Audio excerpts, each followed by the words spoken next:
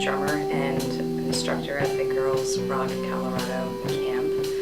And the camp is geared towards girls between the ages of 11 and 17, specifically to address the issues both musically and personally with why girls have a harder time playing instruments like rock instruments.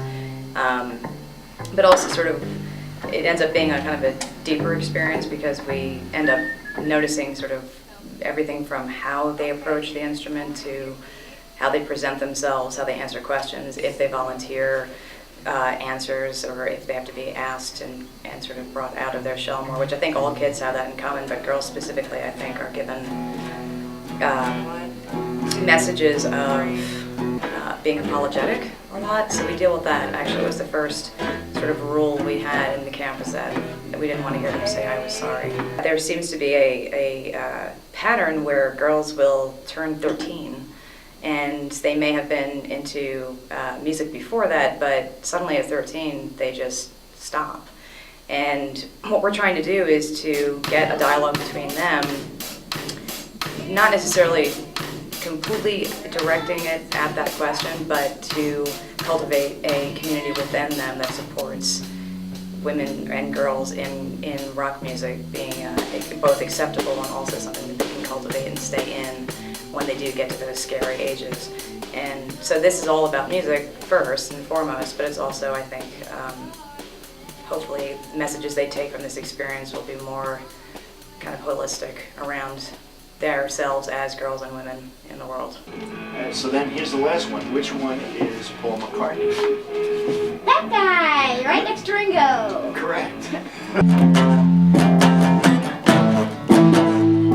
It's great. We have private lessons first thing in the morning, so obviously whatever instrument we play, the three of us, we take the girls into the room and give them some private instruction, and then we have a songwriter, like 2.5 hours of songwriting, so they basically are writing their own songs.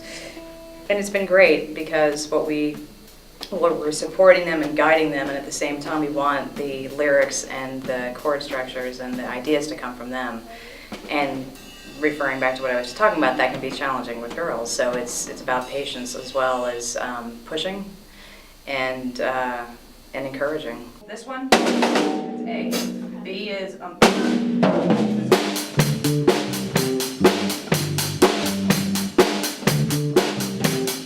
So it's been great to watch their process with it, and we've been guiding them through that because they have so many ideas. We found that it's not that they lack the ideas, they have so many of them. We have to actually select and help them select their own ideas.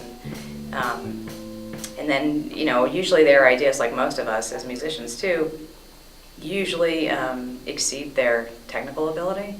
So it's great because they're not choosing easy concepts or easy structures. They're actually choosing very, very difficult ones. So it's been a great process to sort of have that be their goal, is almost, you know, kind of like being able to play their own ideas is great, versus other scenarios where I think more sort of formal training has been, especially in the classical world, that here's this piece of music that somebody else wrote, and you know, your goal is to sort of try to be in their head, in their world, and technically get to that. And this is very personal for them. Twice, and then we bring it up for the second time a little louder, and then we start getting into the real song. Great. And then, how do you know how to end the whole song? Right. Come in and we do the verses, 2 verses or 3 verses, and then she does the chorus one last time. I'm just thrilled, and I'm really proud of these girls. Like, when I get home from this experience, I feel like I actually really am involved in something that I feel like I did something really good in the world when I come home. It just feels awesome.